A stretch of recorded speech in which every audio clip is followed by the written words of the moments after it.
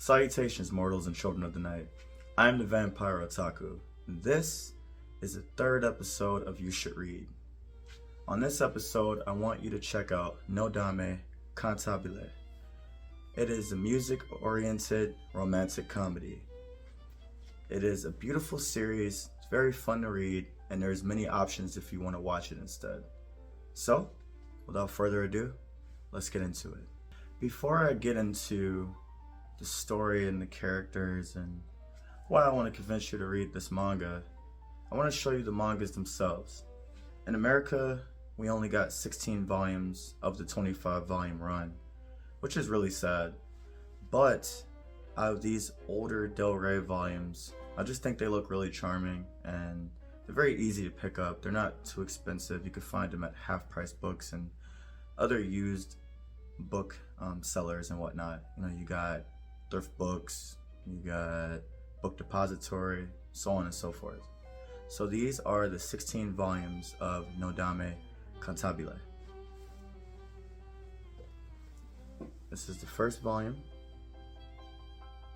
And the cool thing that I like about this particular manga, as far as the covers are concerned, is Nodame is on each cover and she's playing a different instrument. The art is very simplistic. There's not a lot of shadow work or highlights or any real detail, but the story makes up for it tenfold. And the art is charming. It just has an old, unique style. So that's volume 1. She's playing piano. And volume 2, the best instrument, violin. I'm a little biased. And I love Nodame. She always makes silly faces, and she's always trying to have fun, while everybody else around her is so serious. And she's a conductor with her baton. And the covers are such an interesting color. You have the green and yellow. Really adds vibrancy to your bookshelf.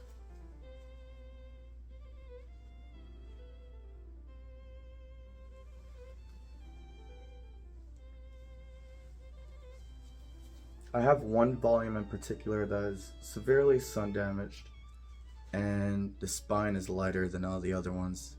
A lot of these are ex-library copies, but I love the series so much I just had to have it. I will hopefully replace some of these with better copies as I find them, but I'm really happy to have it in my collection, nonetheless.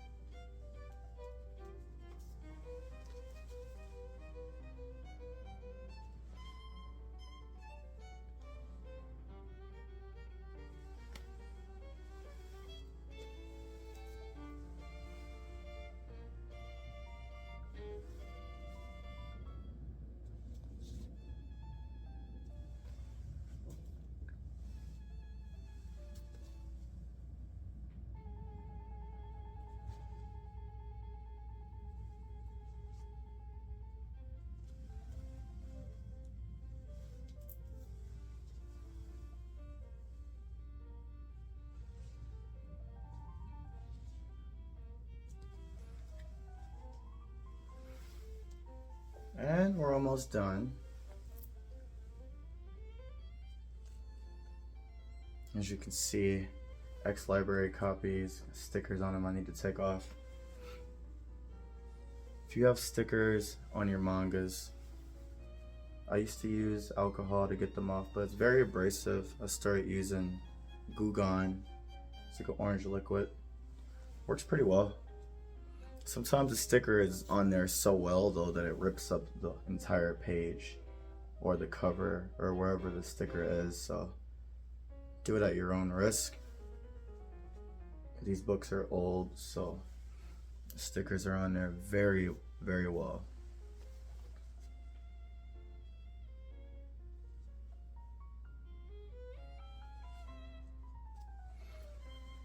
And last, and unfortunately, 16.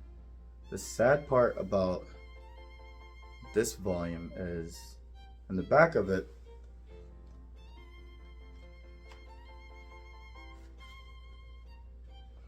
has a preview for 17, which never came out, which is really unfortunate because this series is so fun.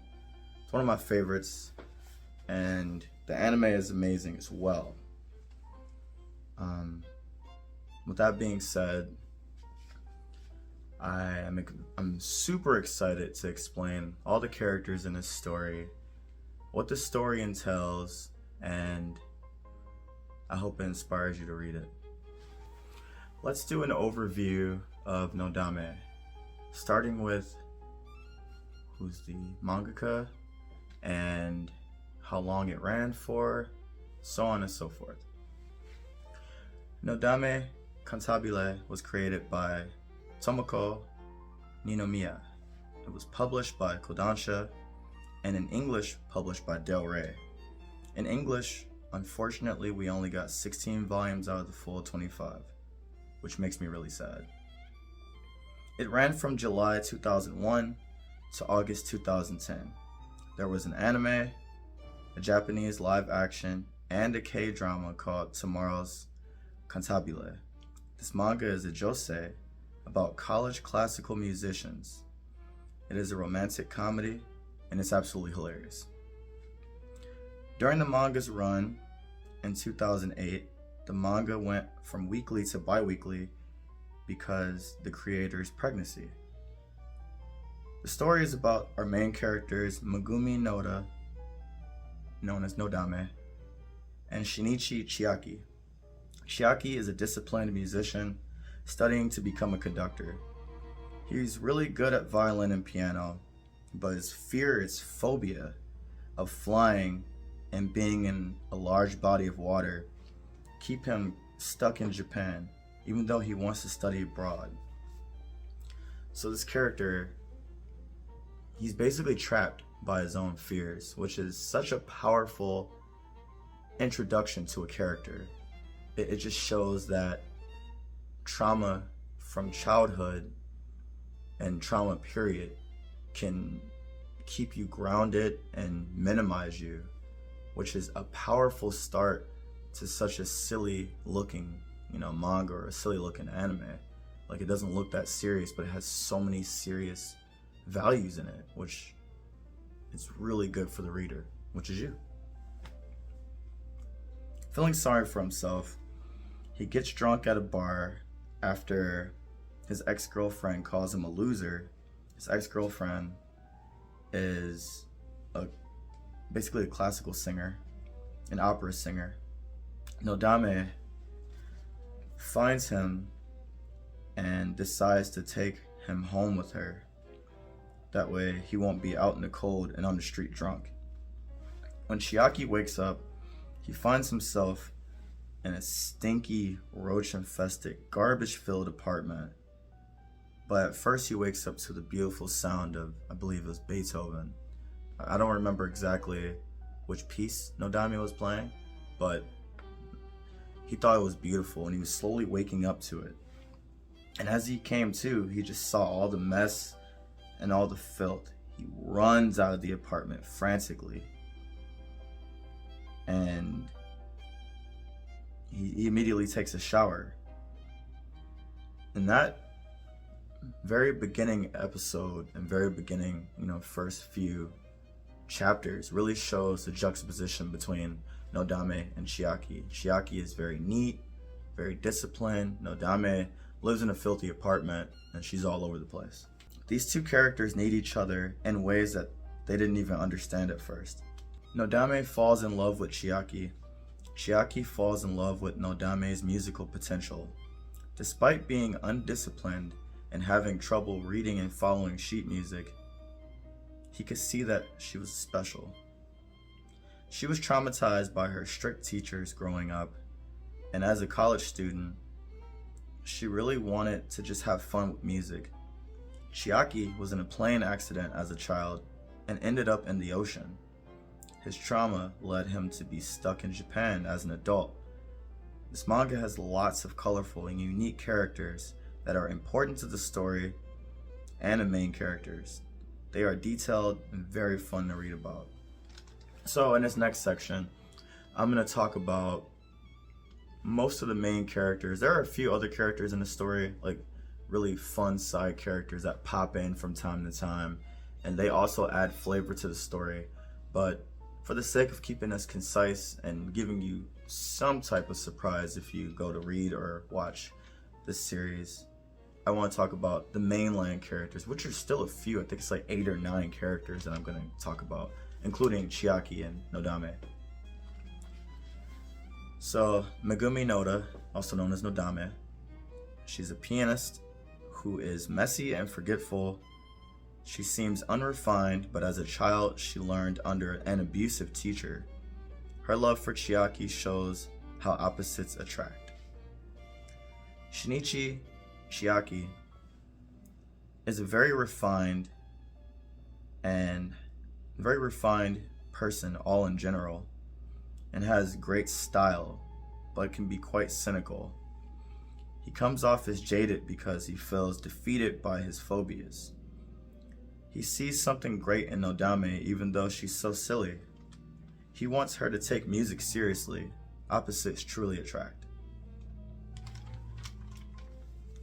Our next character is Franz Stresemann. He's very childish for his age, and a rival to Chiaki sensei from abroad. Stresemann doesn't like Chiaki because he studies under his rival. He is a petty man who suddenly became a guest teacher at Chiaki's college, wouldn't let Chiaki switch to being in his conducting class. Chiaki starts off in a piano class, and he's miserable because his dream is to become a conductor, but he's so good at piano that he just participates in that class. And he decides that if he's not going to go abroad, he might as well just either quit music or simply just roll with the punches, which is really sad to be that confined by your phobia. Stresemann later accepts Chiaki and helps Chiaki see the potential in his self that he never saw. Our next character is Yasunori Koroki. He is an oboe player who has a crush on Nodame. He is quiet and shy. He later becomes good friends with Nodame and Chiaki and travels abroad with them and joins Chiaki's orchestra. The next character is one of my favorites. He's so fun. He's spontaneous, he's very passionate and emotional, and he plays violin. Ryutaru Mine. Mine is a violin student who got bored with classical music and acoustic violin. He switched to rock music and electric violin. He needed to play Beethoven's Spring Sonata and find a pianist to play with him for his exam. He chooses Nodame because he likes her free spirit. After she gets sick, Chiaki takes her place, and as they play together,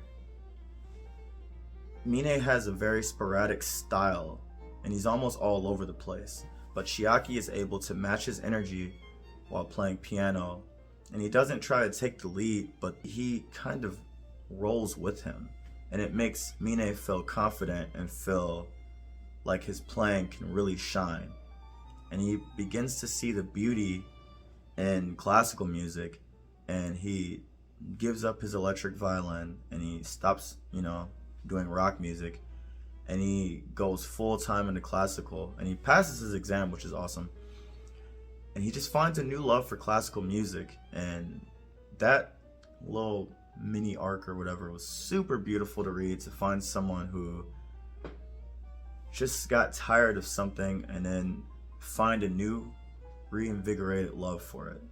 Our next character is Masumio Kuyama.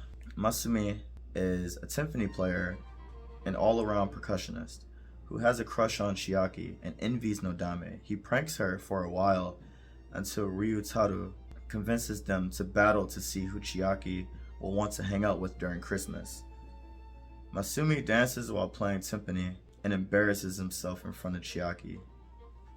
Masumi is a very fun character, a drama queen, and just has no problem saying whatever he wants to whoever.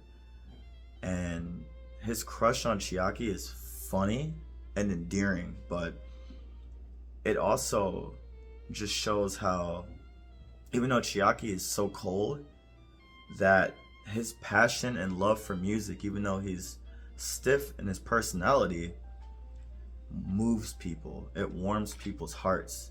And it kind of shows that if you're a jerk, but you're good at what you do and you're passionate, people will still find a way to love you, unfortunately.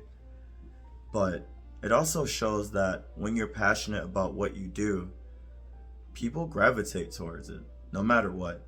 Our next character is Miki Kyoto.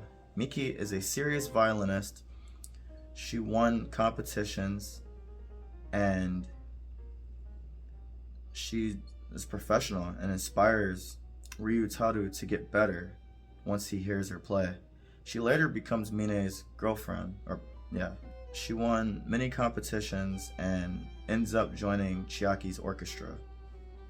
Our next character is a fun one, Charles Auclair. Charles is a teacher who was moved by Nodame's piano performance. He wants to be her teacher, and once Nodame moves to Paris, that happens. He is the perfect blend of strict and kind. He was the perfect teacher for Nodame. He didn't traumatize her, but he pushed her and motivated her to get better, and ultimately understood Nodame's genius in ways that even Chiaki didn't really get to see. And he's just strict enough to get her to take music seriously, but not strict enough to scare her away. He's a very kind, very soft-spoken man who is very serious and very passionate about music, and he just seems very easy to talk to. So I'm really glad that those two characters met. Our next character is Sakura Saki. She is poor and struggling to get to rehearsal every day. She plays double bass, even though the instrument is literally the same size as she is. Her father owns many rare violins, and when Chiaki finds out, he convinces him to sell them to get himself out of debt to help Saki out. Chiaki is so passionate about music and his orchestra and his music endeavors that he personally went to her parents' house and he was like, listen, we got to do something about her not being able to afford to eat and come to rehearsal, and she shouldn't have to live like this. And he helped her out a lot just so she could come to rehearsal and be able to play music. He's a very kind man, but he just comes across as cold-hearted because he's so serious. His personality is very metallic and sterile, but he's still passionate in his own way, and he still cares about people in his own way. Our next character is Kozu Ito. He's a passionate piano teacher who has a nasty habit of hitting his students with a paper fan. Nodame runs from his lessons and eventually softens his approach to her. He was Chiaki's teacher, but Chiaki got fed up with his class and left. He later becomes friends with Chiaki, and Chiaki helps him with teaching Nodame. This character is over the top, but very passionate in his way of teaching. He has a one-size-fits-all style for his students, and Chiaki calls him out on it, and he gets into an argument with Chiaki, and they go back and forth, but eventually he realizes that I can't reach every student the same way. Not every person learns the same way, and people have different needs and motives, but it doesn't mean that they're any less or any more capable than the other student. It just means that he has to open up his mind and his heart to his approach so he can get the best result out of each student and help them love music just as much as he does. So big, beautiful character developments and huge interactions with the characters that make this story so fun to read. So, with that being said, I want to talk about why I want you to read this manga. I want you to read this manga because it's filled with lessons, character development, and amazing classical music. Now, if you read the manga, you're obviously not going to hear the music. It's more of an anime thing. But while you're reading it, try to jot down the pieces that are being played. Rachmaninoff, Beethoven. Who else do we got? We got some Mozart. We have Bach. So many beautiful pieces are played in this manga, and you write them down and you listen to it and you can understand exactly what the characters were feeling, or how hard it was to practice, or just how long it took for them to get certain parts down. Nodame struggles with certain parts and she excels at others. She can play at tempo and sometimes faster, but she'll miss notes just because she didn't like the notes. So she's a very interesting musician. But definitely, if you're not a classical musician or you don't listen to classical music, take the time to check out some of it. And this is the type of manga where even if you're not into the music or into the genre, it's still very enjoyable and still valid. But if you are into classical music, this could very well become your favorite piece of literature. It's just amazing. With that being said, I would like to talk about more reasons why you should read it. It's funny without trying to be. It's about overcoming fears and facing and healing from trauma, humbling yourself and letting your passion take you to a beautiful place. This manga is for musicians, but it's for lovers of rom-coms and drama as well. It's a fun, interesting slice of life. It's an older manga that you can find in half-price books and other second-hand bookstores. That being said, that's another reason to read it. When you find it, you're really not going to spend that much money on it, unless this video takes off and people start to not sleep on this manga. Then the price may go up. I apologize in advance. To finish the story, however, you're going to need to read it digitally, which I'm not a big fan of reading digitally, but it's such a good story that it's worth it to read those last 9 volumes. The last arc is absolutely beautiful, and everything is just heightened. The stakes are higher. The characters are more developed than ever before. More fears are being faced.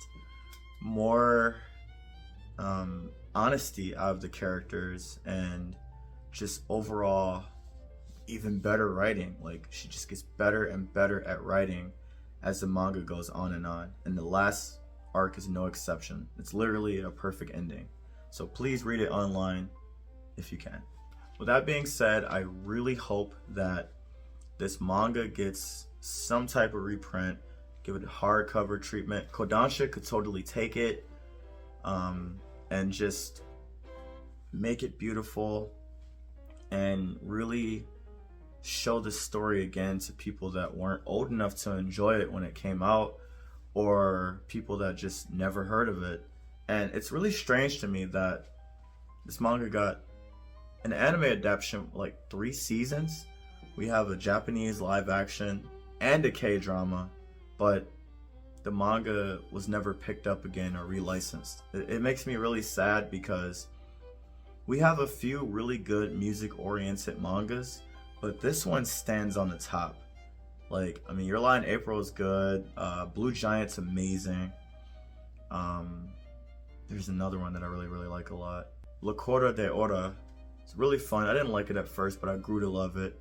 And I think it has some of the best shoujo art ever. Like, the line work and the shadowing is super beautiful, and the story is really fun. It's like a supernatural kind of classical music. It's really interesting. But this manga really deserves to be reprinted, redone, and finished. It doesn't deserve to be in a digital jail. So that being said, I really hope that you check this manga out, or check out the anime or the K-drama. The K-drama doesn't go as far into the story. It kind of falls short, but it's still amazing. The characters are great. The actors are great. The cello player in the K-drama actually plays cello in real life, so that was really fun to watch him play. And the Japanese live action, I haven't really finished it. I started it, but I never got a chance to finish it.